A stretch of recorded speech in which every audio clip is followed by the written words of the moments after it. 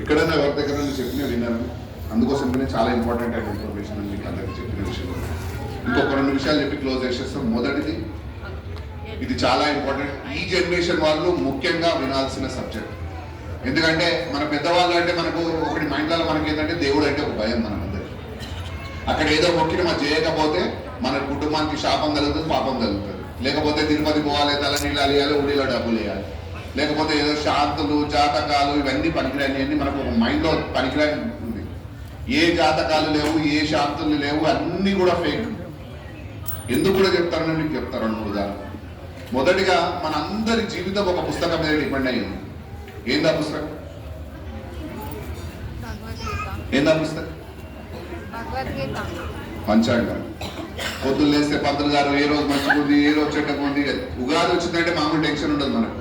నా జాతకాలు, నా పిల్లల జాతకాలు, అవి ఇవి అన్ని మీ అందరు గుర్తుపెట్టుకోండి అమ్మా. ఏ జాతకాలు పనికిరావు, ఏది మిమ్మల్ని ఇబ్బంది పెట్టదు, ఏది మిమ్మల్ని పీడించదు. ఎందుకు కూడా చెప్తాము, 2-3 ఉదాహరణలు చెప్తాం మీకు. అమ్మవారు మనం అందరం అంటే ఈ సృష్టిలో మన చావుని మర్చిపోయి బతుకుతూ ఉంటాం. ఈ క్షణం పోతామా, ఇంకొక 20 సంవత్సరాలకు పోతామా ఎవరికి తెలియదు. తెలుసా మీకు ఎవరికైనా? ఎవడైతే జాతకాలు చెప్తాడో ఫస్ట్ ఈ క్వశ్చన్ అడగండి వాడిని. నేను ఎప్పుడు పుడతా, ఎప్పుడు పుట్టినా, నేను ఎప్పుడు చచ్చిపోతాను ఫస్ట్ అని క్వశ్చన్. వాడే దేవుడు అయితే. సో ఇక్కడ మనం తెలుసుకోవాల్సింది ఏంటంటే, మీ అందరు ఈరోజు గుడికి వద్దాం అనుకున్నారా? వచ్చింది కదండి. ఒకవేళ అనుకున్నా నేను ఇక్కడ మాట్లాడతాను నేను అనుకున్నాను, నేనే అనుకోలేదు. అంటే మీ అందరూ తెలుసుకోవాల్సింది ఏంటంటే, దేవుడు ఎప్పుడో రిటర్న్. మీరు ఈ రోజు ఈ క్షణానికి మీరు ఇక్కడికి రావాలని దేవుడు ఎప్పుడో రాశాడు. ఇంకో గంట తర్వాత మీరు ఎక్కడ పోవాలని ఆల్రెడీ దేవుడు రిటర్న్. సరే, మనం అందరం అనుకున్నట్టు ఈ జాతకాలు, నవగ్రహాలు ఇవన్నీ ఉన్నాయి అనుకుందాం. ఒక గంట ముందు మీ లైఫ్లో మంచిగా చెడు జరిగింది, దాన్ని మార్చగలుగుతాయి జాతకాలు? మారుస్తాయా? సరే, ఒక గంట తర్వాత ఏం జరుగుతాయి చెప్పగలుగుతాయా? చెప్పనప్పుడు ఈ పనికిరాని జాతకాలు దేనికి పనికి వస్తాయో గుర్తుపెట్టుకోండి. దీని వలన మన దేవుణ్ణి మనమే దిక్కుకుంటున్నాం, మన దేవుడితో మనమే దూరం వెళ్ళిపోతున్నాం. ఎలా కూడా అయిపోతుందో మీకు చెప్తా ఈ విషయం. సో ఇక్కడ ఏమవుతుందంటే అమ్మా, ఇప్పుడు ఎవరో ఒకరు ఇట్లా జాతకాలు చూసి మీకు ఈ శాంతి పూజ చేయాలని చెప్పి చెప్తాడు ఒక పంతులు చెప్పిన ముహూర్తానికి అక్కడ ఏదో పలానా గుళ్ళో పోయి చేసుకోవాలి అని ఇదని చెప్తాడు.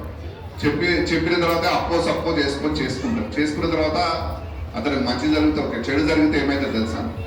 ఆ గుడి వేస్ట్, ఆ గుడిలో ఉన్న దేవుడు వేస్ట్, అక్కడ ఉన్న శక్తి లేదు, ఏమి లేదని చెప్పి నలుగురిలో పోయి మనమే మాట్లాడతాం. చెప్పినోడు బాగానే ఉన్నాడు, చేపించినోడు బాగానే ఉన్నాడు, కానీ ఎవరిని తిడుతున్నాం మనం? స్వయాన మన దేవుడినే మనం తిడుతున్నాం. సో అది కూడా మనం నలుగురికి చెప్పడం గుడికి పోవడం మానేస్తుంది.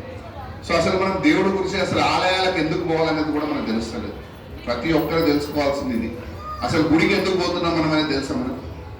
ఇప్పుడు మనం అందరం గుడికి వచ్చినాం, ఏం చేసి వచ్చి అమ్మా దేవుడితో బేరం ఆడిపోయినాం.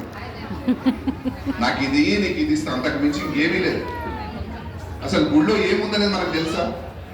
ప్రతి ఆలయం ఒక సైన్స్ మ్యూజియం లాంటిది అమ్మ, గుర్తుపెట్టుకోండి. ప్రతి ఆలయం ఒక సైన్స్ మ్యూజియం లాంటిది.